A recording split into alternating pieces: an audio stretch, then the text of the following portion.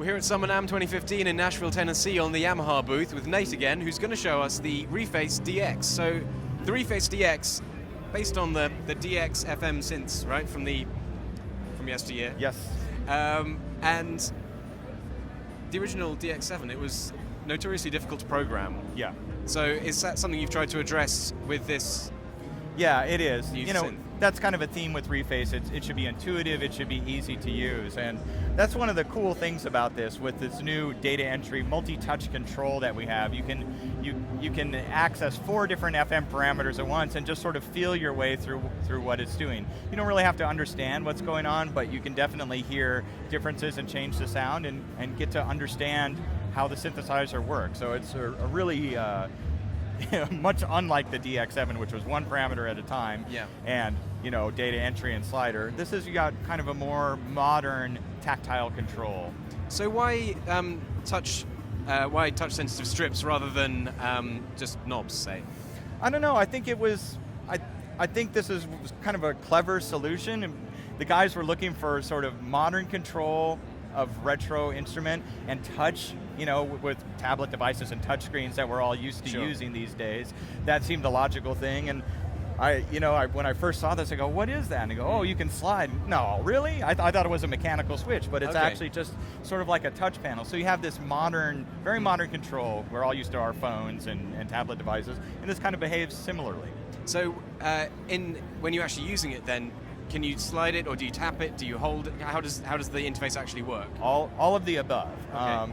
And let's we'll take a look and show you do it. But yeah, you can tap and hold, and it will start to scroll. Or I do the one I call it Scotty, where you grab all 4. It's like because it's like Scotty, right? Yeah. Sure. You grab it and you can pull them down or push them up, beaming up or beaming down, and you can do one at a time. The nice thing is this display changes depending on what's going on. So if there's a value, you're moving between many values. You have an up arrow and a down arrow.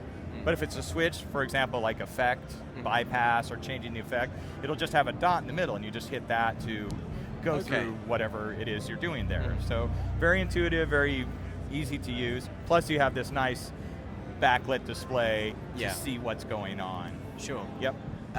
Okay, then do you want to talk us through some of the more in-depth FM features then of it? Yeah. This is a 4-operator system, so the DX100, TX81Z, those instruments had that kind of architecture. But the thing that's interesting about this, in FM, your algorithms consist of operators. They're like little sine waves, right? And in the original DX and other FM instruments, typically one operator would have a feedback loop. Feedback was a way to introduce kind of brightness or an edge to the sound. And it had a semi-core setting around 7 settings. 7 up or down, or up. The Reface DX can go fully positive to turn the operators into almost a saw type wave, or fully negative to turn them almost into a square wave. Okay. So we'll show some of that later, and it's really cool how you can use the interface to do that. It's kind of a unique feature of Reface DX. Cool, well let's hear it then. Should we? Let's.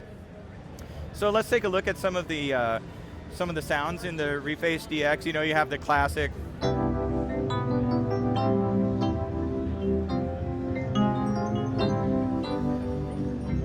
Those classic sounds, but you've got these cool, modern sort of sounds as well.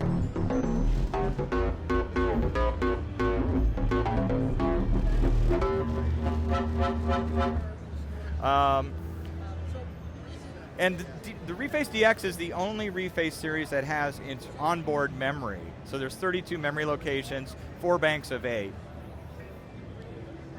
One thing that is interesting about this FM engine that we were talking about a little bit before is the feedback, the way the feedback works. So I'm going to go to a sound. This has all 4 operators with feedback mostly towards the top, and you get this kind of sound.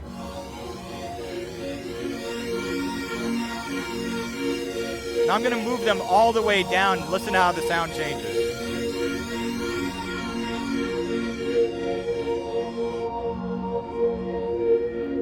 So now we're basically at the middle. This is how this sound would come out with no feedback. Now I move it negative. So you still get a buzz, but it changes to a more hollow, square wave style buzz. And that's a really powerful way. You don't really have to know too much. You just have to know to press the button and move these sliders around until you get the sound you want. You've got quick access to oscillate or operator frequency level. You can change the algorithm, which is the basic structure of the sound, and you can change the feedback here. Or you've got full-on editing capabilities where you can access the entire EG and change it however you want. Reface DX has 2 effects built into it, and you can get things like reverbs, distortions, touch wahs, all that. And it's got a looper like the Reface CS. In fact, you can sync them together via MIDI, and the loopers will sync, and it will also sync with your DAW, it's standard MIDI clock.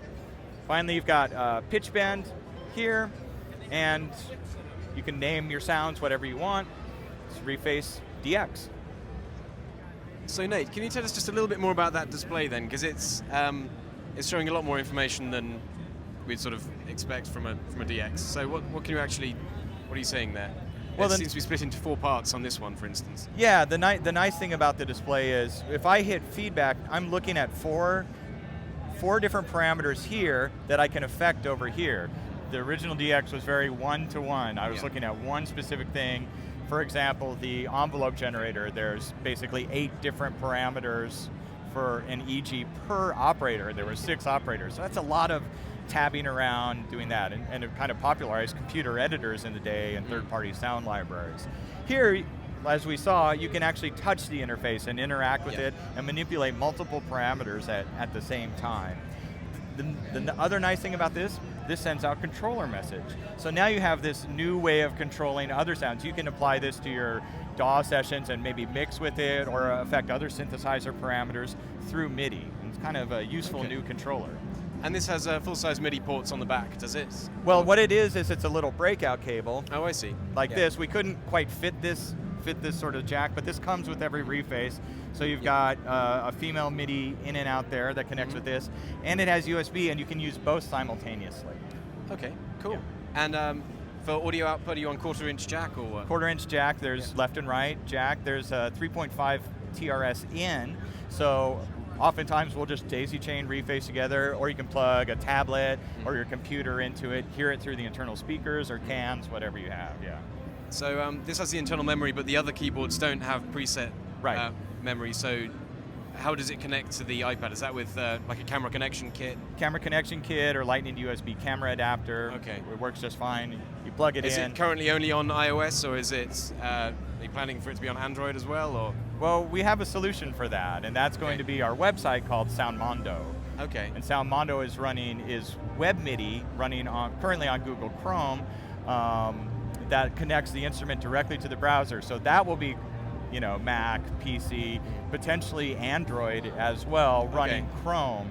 And that's a way for you to store and recall sounds. Social sound sharing is what we're calling it. And we hope to launch that in September when Reface launches with hundreds, if not more, sounds for people to explore. It's a great way to, serendipitously find sounds while playing your Reface.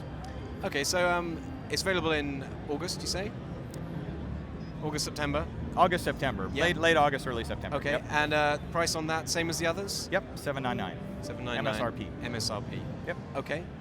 Thanks very much. Thank you. Cheers.